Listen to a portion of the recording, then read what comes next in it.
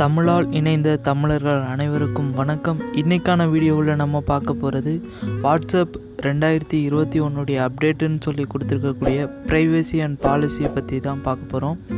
இது வரைக்கும் நம்ம சேனலில் சப்ஸ்கிரைப் பண்ணாதவங்க சப்ஸ்கிரைப் பண்ணிக்கோங்க. அப்படியே பக்கத்தில் இருக்க பெல் ஐக்கானை கிளிக் பண்ணிக்கோங்க.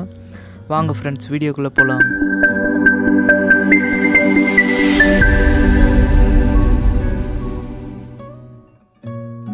நம்மளுடைய வாட்ஸ்அப்பில் இந்த மாதிரி ஒரு பாப்அப் மெசேஜ் அடிக்கடிக்கு இப்போ வந்துக்கிட்டு இருக்கோம்.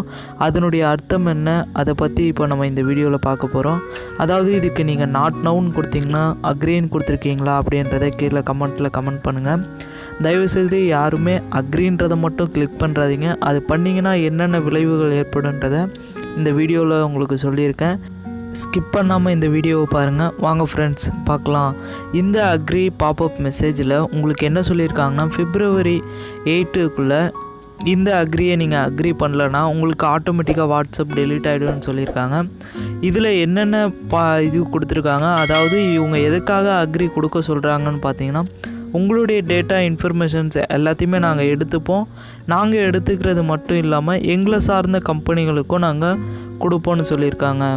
அதாவது நீங்கள் உங்களுக்கு மட்டும் தெரியும்னு நினைக்கக்கூடிய ஒவ்வொரு மெசேஜையுமே நாங்களும் பார்த்துப்போம். அந்த மெசேஜை வந்துட்டு எங்களுடைய கம்பெனியான ஃபேஸ்புக்குக்கும் நாங்கள் கொடுப்போம் அப்படின்னு சொல்லியிருக்காங்க. சரி, அப்படி நம்மளுடைய இன்ஃபர்மேஷன் வச்சுக்கிட்டு அவங்க என்ன பண்ண போகிறாங்க அப்படின்னு உங்களுக்கு தெரியணுன்னா இப்போ பாருங்கள், உங்களுக்கு தெளிவாக இந்த வீடியோவில் சொல்கிறேன்.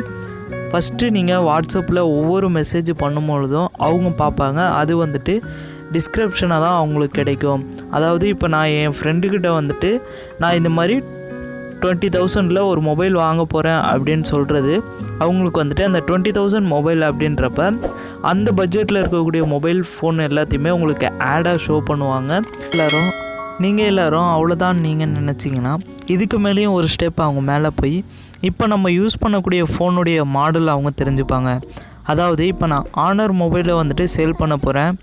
ஆக்சுவலாக ஆனர் மொபைலில் இருக்கக்கூடிய பார்ட்ஸ் எல்லாத்தையுமே நான் சேல் பண்ண போகிறேன் அப்படின்னா, யாரெல்லாம் ஆனர் மொபைல் வச்சுருக்காங்களோ அவங்களுக்கு மட்டும் என்னுடைய ஆடை ஷோ பண்ணுங்கள் அப்படின்னு சொன்னோன்னா அவங்களுக்கு மட்டுமே நீங்கள் வாட்ஸ்அப்பில் இருந்த நம்பர் எடுத்து ஷோ பண்ணுவாங்க. அது மட்டும் இல்லாமல் இப்போ சிம் கார்டு உதாரணமாக எடுத்துக்கிட்டோம்னா, இப்போ நான் ஜியோ சிம் யூஸ் பண்ணுறேன்.